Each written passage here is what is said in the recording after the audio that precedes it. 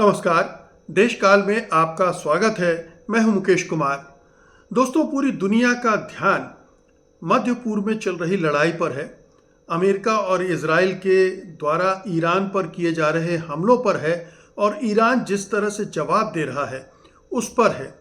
लेकिन एक और बड़ी लड़ाई छिड़ गई है जिसके बारे में बहुत कम चर्चा हो रही है। लेकिन जहां तक अमेरिका का ताल्लुक है, अमेरिकी राष्ट्रपति डोनाल्ड ट्रंप का ताल्लुक है, तो उनके लिए वो लड़ाई भी उतनी ही महत्वपूर्ण है और उतनी ही घातक है जितनी ईरान की लड़ाई सीधे सीधे युद्धास्त्रों से हो रही है।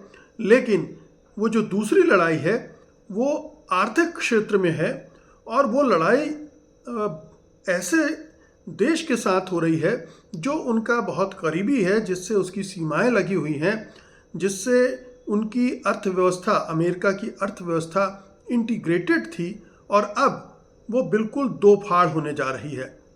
जी हाँ, मैं बात कर रहा हूँ कनाडा की। कनाडा के जो प्रधानमंत्री हैं उन्होंने इस तरह से झटका दिया है डोनाल्ड ट्रंप को जिसकी उन्होंने कल्पना भी नहीं की होगी। मार्क कार्नी ने दो टूक शब्दों में बातचीत करने से इनकार कर दिया है किसी भी ट्रेड डील के बारे में ट्रंप के साथ।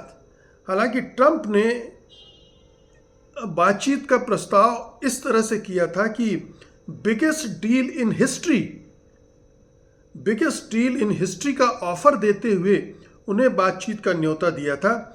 लेकिन कार्नी ने इसे सरेंडर टर्म्स बताकर खारिज कर दिया, रिजेक्ट कर दिया और बातचीत में शामिल होने से ही इनकार कर दिया। यानी बातचीत में शामिल होकर जो भी प्रस्ताव हो उनको खारिज करना एक अलग बात थी। ये कह दिया कि हम तो बातचीत भी करने के लिए तैयार नहीं हैं। और ये एक बहुत बड़ा झटका है डोनाल्ड ट्रंप के लिए, क्योंकि डोनाल्ड ट्रंप जो कह रहे हैं बिगेस्ट डील इन हिस्ट्री, उसमें उन्होंने एक कॉम्प्रिहेंसिव डील ऑफर की थी जिसमें tariffs, energy, Arctic cooperation, border security और ट्रेड आदि शामिल किए थे। लेकिन उन्होंने इसमें होशियारी दिखाते हुए या अपनी दादागिरी दिखाते हुए कुछ ऐसी शर्तें लगा दी थी, प्री कंडीशंस, जिससे कनाडा जिनके लिए तैयार नहीं था। बल्कि यूँ कहनिए कि कनाडा तो बहुत पहले से अपनी तैयारी करनी शुरू कर दी थी उसने। जब से मार्क कार्नी कनाडा के प्रधानमंत्री बने, उन्होंने अमेरिका की दादागिरी से निकलने के रास्ते तलाशने शुरू कर दिए थे। और जब ये प्री कंडीशन वाला बातचीत का प्रस्ताव आया तो वो एकदम से उखड़ गए। अब इसमें प्री कंडीशंस क्या थी पहले वो सुन लेते हैं, फिर उनके उखड़ने की क्या बात थी और उसके क्या क्या नतीजे अब डोनाल्ड ट्रंप को भुगतने पड़ रहे हैं, पड़ेंगे, उनको भी देखिए। ये ज़बरदस्त लड़ाई है, बहुत ही दिलचस्प लड़ाई है। और ये जिस तरह से ईरान अमेरिका के खिलाफ उठकर खड़ा हुआ है, ठीक उसी तरह से कनाडा, मार्क कार्नी उनके खिलाफ खड़े हुए हैं। अगर दुनिया के देशों के 4-5 ऐसे रहनुमा इस तरह से खड़े हो जाएं तो ट्रंप की पैंट ढीली हो जाएगी, उनका पेशाब निकल जाएगा। इस तरह की स्थितियां निर्मित हो सकती हैं। और दिलचस्प बात यह है कि ये वो देश ऐसे कड़ाई से निपट रहा है जिसकी अर्थव्यवस्था 50-75% तक अमेरिका पर निर्भर थी। मतलब 75% तक जो कारोबार था वो केवल अमेरिका के साथ था। वो देश है जो डटकर खड़ा हो गया है अमेरिकी दादागिरी के खिलाफ।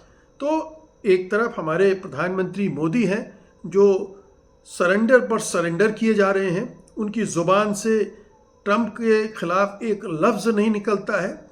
उसी की वजह से वो इज़राइल में नाचने गाने चले जाते हैं और तमाम तरह के समझौते करते हैं, अपमान झेलते हैं। लेकिन एक मार्क कार्नी है जो कि किसी भी तरह के अपमान को झेलने के लिए तैयार नहीं है और डटकर खड़े हो गए। तो सबसे पहले ट्रंप ने बिगेस्ट डील इन हिस्ट्री का ऑफर देते हुए जो प्री कंडीशन लगा दी थी उनको सुनिए, और वो प्री कंडीशन क्यों कनाडा ने खारिज की और फिर उस पर बात करेंगे।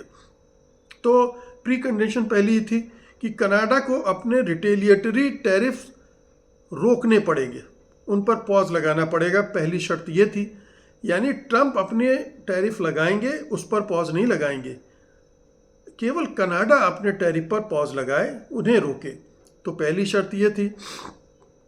फिर दूसरी शर्त ये लगा दी कि वे चाहे इकोनॉमिक यूनियन हो, यूरोपियन यूनियन हो, इंडिया हो, जापान हो, इन तमाम देशों से अपने जो ट्रेड नेगोशिएशंस कर रहे हैं उनको सस्पेंड करें। ये दूसरी शर्त थी, यानी आप केवल हम ही से बात करोगे, हमारे साथ ही कारोबार करोगे, हमारे साथ ही डील करोगे, बाकी डील नहीं करोगे। ये दादागिरी इसमें नज़र आती है। तीसरी बात यह है कि ये यूएस के तमाम टर्म्स जो हैं एक्सेप्ट करने पड़ते, और उनके अलावा ये जो 2-3 शर्तें बताई, मुख्य रूप से 2 शर्तें थीं, और इन 2 शर्तों को कनाडा ने मानने से इनकार कर दिया। उन्होंने केवल 4 मिनट की एक प्रेस कॉन्फ्रेंस की और उन्होंने साफ साफ कह दिया, we are not negotiating with you, हम आपसे बातचीत करने नहीं जा रहे हैं। और इस उनके इस रवैये को लेकर उन्होंने जो कहा, एक लाइन कार्नी ने दी, आमतौर पर इस्तेमाल होती है, आर्ट ऑफ डील। उन्होंने कहा आर्ट ऑफ नो डील, जहां उन्होंने कहा आई डोंट नीड यू, और कह के ट्रंप के दरवाजे पे लात मारी और वापस आ गए। तो ये एक ऐसा पावरफुल मूव है कि आप उनके दरवाजे पर जाने से ही इनकार कर दे रहे हैं, हमें आपसे बात ही नहीं करनी। ये जो थप्पड़ है ट्रंप के गाल पे पड़ा, इसका उन्होंने अंदाज़ा भी नहीं किया था कि कनाडा इस ढंग से रिएक्ट करेगा। उन्हें तो लग रहा था कि वो सुपर पावर हैं और कनाडा को इतनी सारी ऑफ़र कर रहे हैं कि वो दौड़ते हुए चले आएंगे कार्नी और बोलेंगे हाँ हाँ बिल्कुल करते हैं। लेकिन उन्होंने बिल्कुल ठीक ऐसा झटका दिया है जिसको ट्रंप अभी भी अपना गाल सहला रहे होंगे। तो उन्होंने जो 4 मिनट की प्रेस कॉन्फ्रेंस की, उन्होंने कहा कि हमारे और अमेरिका के बीच में जो ट्रस्ट है उसकी कमी है, और अमेरिका ने जो अमेरिका, कनाडा और मैक्सिको का जो एक साझा बाज़ार बना है उसके एग्रीमेंट्स का वायलेशन किया है, और वो बिना कंसल्टेशन के किया है, बिना बातचीत के उसके नियमों को तोड़ा है, और वो अब अलग अलग बातचीत करना चाहते हैं जिसके लिए हम तैयार नहीं हैं। हमारा भरोसा नहीं उन पर, क्योंकि वो जो एग्रीमेंट करते हैं उस पर टिकते नहीं हैं। ये जो एग्रीमेंट हुआ था USMCA, जिसको CUSMA भी कहते हैं, कनाडा USA मैक्सिको एग्रीमेंट, ये ट्रंप के ज़माने में ही हुआ था और ट्रंप ने ही उसको तोड़ दिया। और ट्रंप ही अब चाहते हैं कि मैक्सिको से अलग बात करके उसको अलग दबाएं, कनाडा से अलग बात करके अलग उसको दबाएं। तो इससे उन्होंने इनकार कर दिया। फिर उन्होंने ये भी कह दिया कि ये जो प्री कंडीशंस लगाई गई हैं ये पूरी तरह से सरेंडर करने की बात कर रही हैं, और जो कनाडा की इंडिपेंडेंस पर एक तरह का हमला है, उसकी संप्रभुता पर हमला है। तीसरा उन्होंने कहा कि कनाडा ने European union, Britain, Japan, south Korea, Australia, India और आसियान देशों के साथ नए ट्रेड एग्रीमेंट्स पर बातचीत काफ़ी आगे बढ़ा दी है, और इससे हमारा ट्रेड डाइवर्सिफाई हो रहा है। अब अमेरिका इसको रोकना चाहता है, जिसके लिए हम तैयार नहीं हैं। तो ये एक ऐसा झटका दिया है जिससे ट्रंप का पूरा प्रशासन हिल गया है। इस मूव की, कनाडा के इस रवैये की कल्पना ही नहीं की थी ट्रंप के एडमिनिस्ट्रेशन ने, ट्रंप के सलाहकारों ने। वो तो किसी तरह से उन्हें खींचकर टेबल पर लाना चाहते थे और दबाव बनाकर फिर अपनी शर्तें थोपना चाहते थे। लेकिन कनाडा यहीं तक नहीं रुका है। कनाडा ने इसके आगे भी अपने कुछ अनाउंसमेंट कर दिए हैं, और वो परमानेंट मेजर्स हैं। एक तो टैरिफ अनाउंस कर दिए अपनी तरफ से, $47 बिलियन के जो US एक्सपोर्ट्स पर टैरिफ लगा दिए हैं, और जो ख़ास तौर पर जो रिपब्लिकन स्टेट्स हैं, जहाँ पर रिपब्लिकन पार्टी सत्ता में है, आयोवा है, अल्बामा है, टेक्सास है, विस्कॉन्सिन है, उनके जो एग्रीकल्चर, मैन्युफैक्चर्ड गुड्स और कंज्यूमर इलेक्ट्रॉनिक्स हैं, उनको ख़ास तौर पर टारगेट किया है। उन पर ये टैरिफ लगाए गए हैं ताकि सीधे सीधे रिपब्लिकन को चुभें और रिपब्लिकन के वोटर्स को चुभें। तब समझ में आएगा ट्रंप को कि ये टैरिफ का जो ब्लैकमेलिंग का खेल खेल रहे थे उसका क्या असर पड़ेगा। फिर उन्होंने एक और दांव खेला। उन्होंने यूएस को जो एनर्जी एक्सपोर्ट कर रहे थे उसमें 15 से 20% की कटौती कर दी है। इसमें बिजली है और नेचुरल गैस है और ऑयल है जिस पर सॉवर्निटी चार्जेस लगा दिए हैं। और ये जो इलेक्ट्रिसिटी की कटौती की है ये New York, new England, Pacific north west क्षेत्र में की है, जिसका असर अच्छे खासे ढंग से महसूस करेगा अमेरिका। और इसमें इसकी वजह से यूएस में जो एनर्जी के प्राइस हैं वो 8 से 14% तक बढ़ सकते हैं। और ये ध्यान रखना चाहिए कि कनाडा 60% क्रूड ऑयल और 98% इलेक्ट्रिसिटी सप्लाई करता है अमेरिका को अपनी। फिर उसने एक और मेजर लिया है क्रिटिकल मिनरल्स कंट्रोल के लिए। रेयर अर्थ एलिमेंट्स निकल, कोबाल्ट, लिथियम और पोटाश को नॉन एलाइड नेशंस से रेस्ट्रिक्ट कर दिया। यानी ये जो एलिमेंट्स हैं, मिनरल्स हैं, वो केवल उन्हीं को देगा जो कनाडा के साथ अलाइंड स्टेट हैं या नेशंस हैं। अब अमेरिका तो अलाइड नेशन रहा नहीं, तो उसे ये सब नहीं मिलेगा।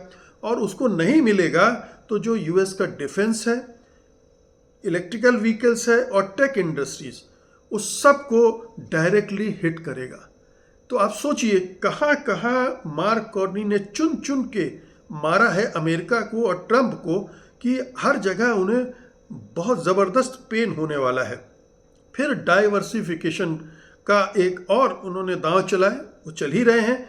जब से ट्रंप ने कनाडा को धमकाने, उसको बेइज्जत करने की कोशिश की कि आप हमारे 51वां राज्य बन जाइए, तब से वो तैयारी कर रहे हैं। और उन्होंने अब ये कहा है कि जो डाइवर्सिफिकेशन के प्लान थे जिसको 18 से 24 महीने लगने थे, अब उनको 6 से 9 महीने में क्लोज करना है। और कनाडा में स्पेशल इकोनॉमिक जोन्स बनाएंगे जिनमें नॉन यूएस के पार्टनर्स होंगे उनके लिए। यानी उनमें यूएस के कंपनियों के लिए जगह नहीं होगी। जिन देशों के साथ वो समझौते करेंगे, अलाइन होंगे, उनके लिए ये खोला जाएगा इकोनॉमिक जोन्स। अब आप सोचिए कि इससे पूरी अमेरिका की इंडस्ट्री में, पॉलिटिक्स में कितनी बड़े हड़कंप मचना स्वाभाविक है। ट्रंप तो निश्चित रूप से पैनिक मोड में होंगे। सबसे पहले तो बहादुरी दिखाने उतरे, फिर वो शिकायत करने लगे, फिर धमकाने लगे, और अब वो कन्फ्यूजन में है और कोई ठोस रिस्पांस नहीं दे पा रहे हैं।